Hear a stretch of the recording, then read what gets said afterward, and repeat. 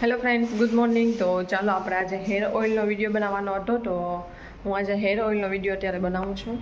તો ચાલો આપણે એમાં શું શું જોઈએ છે અને કઈ રીતે બનાવું છું એ તમને બતાવી દઉં. તો મેં જે એમાં વસ્તુ પડે છે ને એ વસ્તુ લઈ લીધી છે. તો ચાલો તમને બતાવી દઉં. તો આપણે લેવાનું છે કોકોનટ ઓઇલ, પછી કડવો જે લીમડો આવે ને એના પાન, અને એલોવેરા. તો એલોવેરા ક્રશ કરીને પણ તમે લઈ શકો, અને ક્રશ ના કરવું હોય તો આવી રીતે ટુકડા નાના નાના કરી લેવાના. અને આપણે લીધી છે એક મીડિયમ સાઇઝની ડુંગળી, અને મેથી, અને આપણા એરંડનું તેલ. તો કોઈ પણ મેડિકલ સ્ટોરે કે પછી ગમે ત્યાં આપણે શું કહેવાય, આપણે કરિયાણાની દુકાન ને એવું હોય ને ત્યાં મળી જશે. તો ચાલો આપણે આટલી વસ્તુ લઈ લીધી છે. તો હવે આપણે આ નાનકડી બકરીમાં જ બનાવશું, કારણ કે પછી આપણે આ ઓઇલ કોકોનટ ઓઇલ નાખશું ને એટલે એકદમ બળવા માંડશે. એટલે આપણે ધીરો ગેસ કરી અને બનાવશું. તો ચાલો આપણે આમાં અત્યારે મિનિમમ છે ને આ 1 વાટકી જેટલું તેલ હશે આમાં. તો એ 1 વાટકી જેટલું તેલ છે, તો એ આપણે 1 વાટકી જેટલું તેલના મુજબ આપણે આ બધું લીધું છે. તો ચાલો આપણે બનાવી લઈએ. તો ચાલો ગેસ આપણે ચાલુ કરી દીધો છે, અને આપણે 1 વાટકી જેટલું આ કોકોનટ ઓઇલ લઈ લીધું છે. તો આપણે હવે આમાં નાખી દઈશું. હવે આપણે ઓઇલ નાખી દીધું છે, અને આપણે ગેસ થોડો ફાસ્ટ કરી દઈશું, અને થોડુંક સેજ ગરમ થવા આવે ને એટલે એમાં પહેલાં આપણે ડુંગળી નાખી દઈશું, અને પછી આ બીજી બધી વસ્તુ છે એ નાખી દઈશું. તો પહેલાં ડુંગળી અને પછી મેથી નાખી દઈશું. તો ચાલો, અને લાસ્ટમાં છે ને આપણે આ એરંડનું તેલ છે ને એ લાસ્ટમાં નાખશું, કારણ કે હમણાંની જરૂર નથી, કારણ કે બહુ ચીપચીપું થઈ જશે. તો આપણે લાસ્ટમાં આને નાખશું. અને વિટામિન ઈની કેપ્સ્યુલ હોય તો વિટામિન ઈની કેપ્સ્યુલ નાખી શકો છો, પણ હું અત્યારે નથી નાખતી કારણ કે મારી પાસે નથી. તો આપણું તેલ ગરમ થઈ ગયું છે. તો હવે આપણે આમાં છે ને ડુંગળી નાખી દઈશું.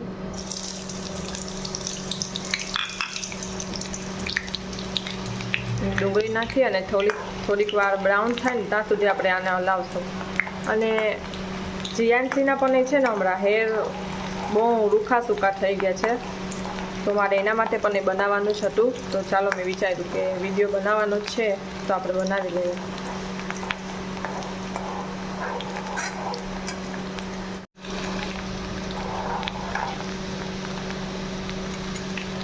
હવે આમાં 2 ચમચી જેટલા મેથી નાખશું.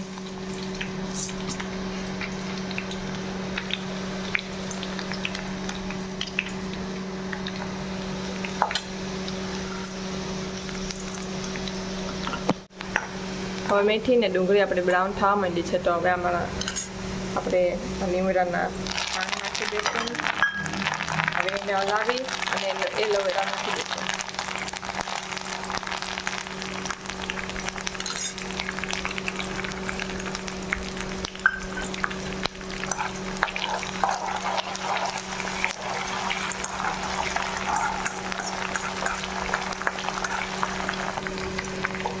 તો જો આ બધું છે ને બ્રાઉન થવા માંડ્યું છે. તો આપણે બહુ ફાસ્ટ ગેસ નહીં રાખીએ, લો ગેસમાં જ આપણે બનાવશું, કારણ કે બહુ ફાસ્ટ કરી નાખશું ને ગેસ તો પછી બળવા માંડશે તેલ, અને આ વહેલું બળી જશે. તો એનું કંઈ ઓલું નહીં મારે, એટલે થોડોક મીડિયમ ગેસ ઉપર જ આપણે બનાવશું. હવે આપણે આયરનનું તેલ છે ને 2 ચમચી જેટલું નાખી દઈશું.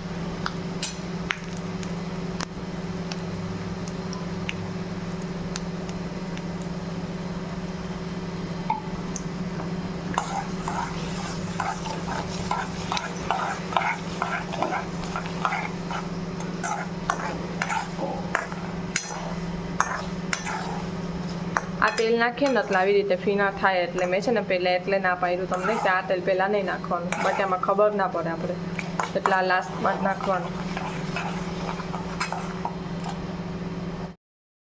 અને તમારી પાસે કડવો લીમડો, એલોવેરા એવું ના હોય તો તમે સાદું મેથી અને ડુંગળી એ નાખીને પણ એ બનાવી શકો. કે મેથી અને ડુંગળી, પહેલાં ડુંગળી નાખી દેવાની અને પછી મેથી નાખી દેવાની, અને એ બ્રાઉન પછી સહેજ કાળી પડી જાય એટલે આપણે એમાં લાસ્ટમાં વિટામિન ઈની કેપ્સ્યુલ નાખી અને પછી આપણે ઉતારી લઈશું.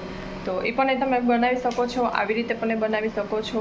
અને તમારી પાસે એલોવેરા ના હોય તો તમે જ્યારે તેલ નાખો ને ત્યારે તમે એલોવેરા જેલ આવે છે ને એ તેલમાં એલોવેરા જેલ પણ થોડુંક નાખી અને માથે નાખી શકો છો. તો એવી રીતે કરવાનું.